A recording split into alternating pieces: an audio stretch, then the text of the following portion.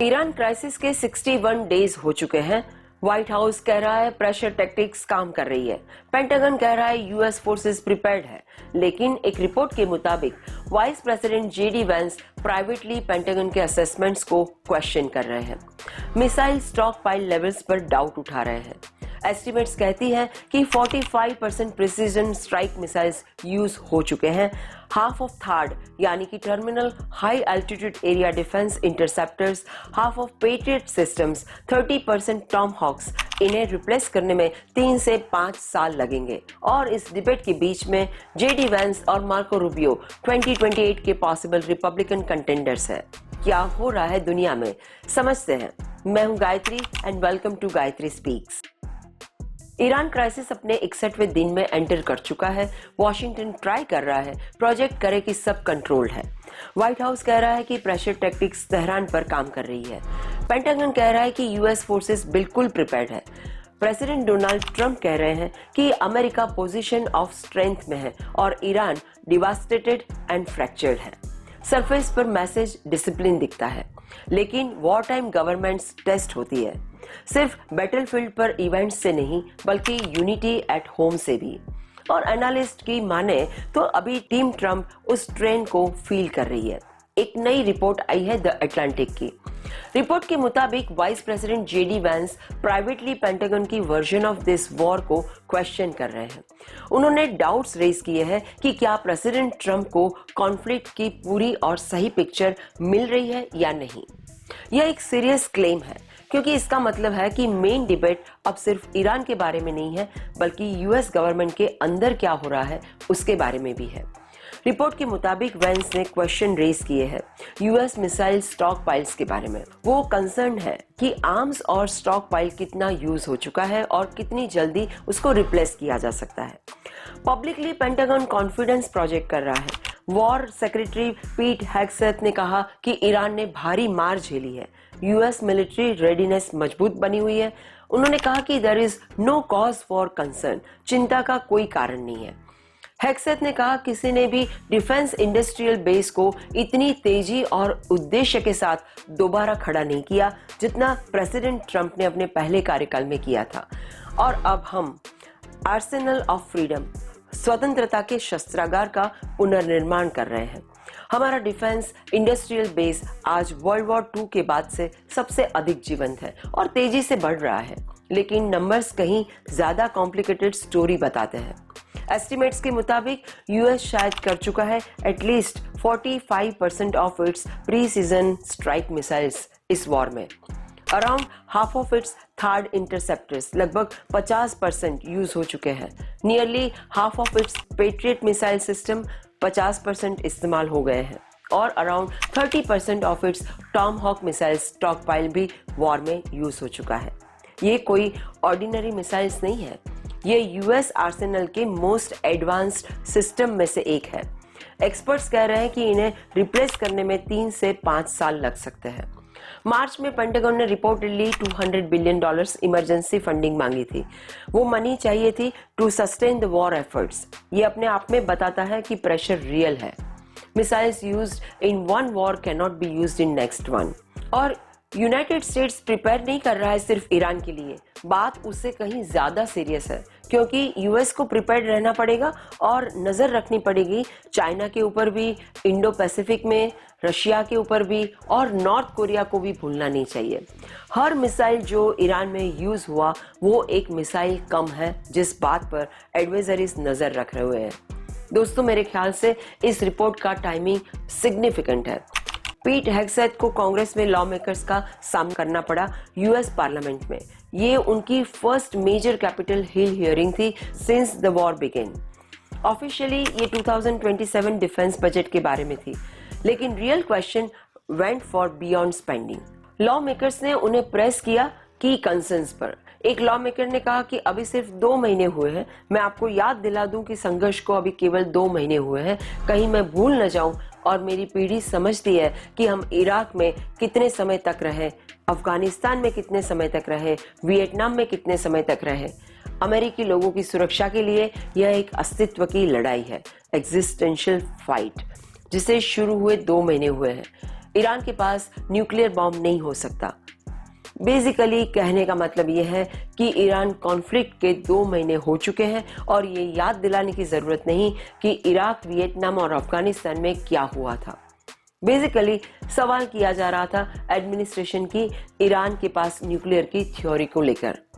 हेक्सेथ ने जवाब दिया कि वो प्रेसिडेंट ट्रंप की करेज को प्रेज करते हैं और कहा कि हम सही डायरेक्शन में हैं, लेकिन एक और लॉ मेकर ने कहा कि ईरान वॉर के आर्गुमेंट्स रियलिस्टिक नहीं है। ऑल इन ऑल फ्रेंड्स, कहने का मतलब यहाँ ये है कि ये डिबेट अब सिर्फ फॉरेन पॉलिसी स्टोरी नहीं है, बल्कि अब ये डोमेस्टिक पॉलिटिक्स का बहुत बड़ा टेस्ट बन चुका है। और जब वॉर पॉलिटिकल टेस्ट बन जाती है तो पावर के क्लोजेस्ट लोग स्क्रूटिनी में आ जाते हैं। जेडी वेंस को देखें। वेंस काफी वक्त से स्केप्टिकल रहे हैं यूएस इंटरवेंशन के बाहरी देशों के बारे में। उन्होंने अमेरिका की इन्वॉल्वमेंट क्रिटिसाइज की है इराक और अफगानिस्तान में। उन्होंने हमेशा कहा है ज्यादा फोकस होम पर यानी घरेलू मामलात पर होना चाहिए। तो उनकी जो करंट पोजीशन है fits that pattern.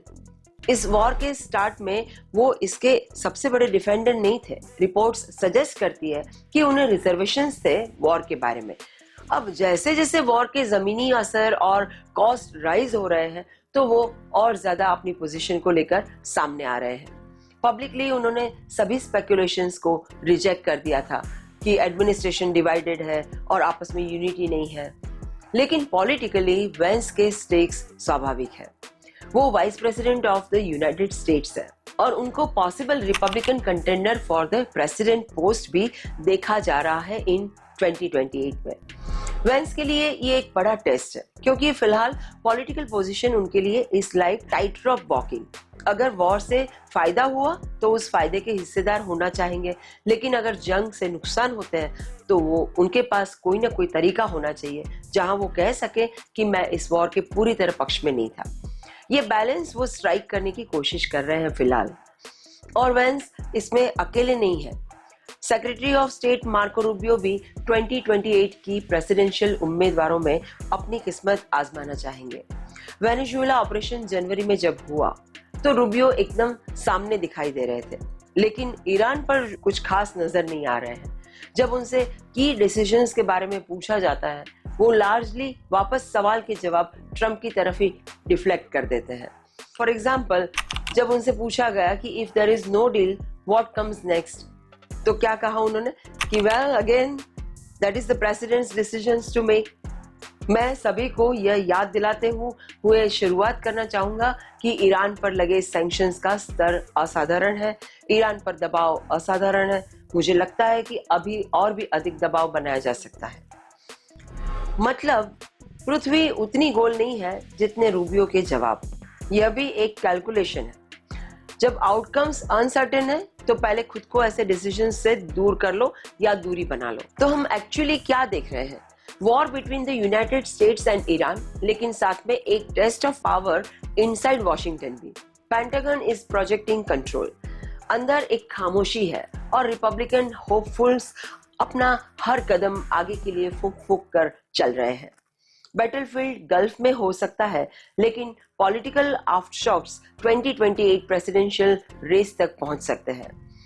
Missile stock pile deplete हो रहा है, रिप्लेसमेंट में सालों लगेंगे। लगभग महीने भर पहले $200 बिलियन इमरजेंसी फंडिंग मांगी गई। फिलहाल ये पैसा न मिलना इराक वॉर में एक बड़ा धक्का है। वहीं वेंस के अपने डाउट्स हैं, लेकिन पब्लिकली लॉयल्टी वो दिखा रहे हैं। रूबियो सबड्यूड है और डिस्टेंस मेंटेन कर रहे हैं, और ट्रम्प कह रहे हैं कि we are in position of strength. Iran is devastated and fractured. Critics और अपोजिशन सवाल कर सकते हैं कि जेडी वेंस की प्राइवेट डाउट्स क्या यह लॉयल्टी का वायलेशन है या रिस्पॉन्सिबल गवर्नेंस का एग्जाम्पल। मेरी समझ में यह आया है कि वेंस 2 चेयर्स पर बैठना चाहते हैं। एक चेयर में वो वाइस प्रेसिडेंट है, उनका काम है प्रेसिडेंट को सपोर्ट करना, पब्लिकली भी और पोजीशन वाइज भी वो खुद को अलग थलग नहीं कर सकते। दूसरी चेयर में वो 2028 के पोटेंशियल कैंडिडेट है, उनका काम है फ्यूचर के लिए खुद को पोजीशन करना। अगर वॉर सक्सेसफुल होती है तो वेंस कह सकते हैं मैं वहां था, मैंने सपोर्ट किया और ये वॉर हमने जीती है। अगर वॉर अनसक्सेसफुल होती है तो वेंस कह सकते हैं मैं तो पहले ही कह रहा था कि ये ठीक नहीं है। हिंदी कहावत है ना कि चित भी मेरी पट भी मेरी और सिक्का मेरे पिताजी का, यानी head belongs to me and so does tails and the coin belongs to my dad. यह एक डेलिकेट बैलेंसिंग एक्ट है। वेंस पब्लिकली किसी डिवीजन से इनकार नहीं कर रहे हैं, लेकिन कुछ रिपोर्ट सजेस्ट करती हैं कि डिवीजन है, प्राइवेट डाउट्स है और सबसे बड़ी बात हथियारों यानी स्टॉक पाइल को लेकर कंसर्न्स है। रूबियो का सबड्यूड अप्रोच भी इंटरेस्टिंग है। वेनेजुएला ऑपरेशन में वो फ्रंट एंड सेंटर में थे, ईरान वॉर में वो बैकग्राउंड में है। क्यों? क्योंकि ईरान वॉर ज्यादा रिस्की है, वेनेजुएला ऑपरेशन शॉर्ट था, ईरान वॉर इनडेफिनिट है।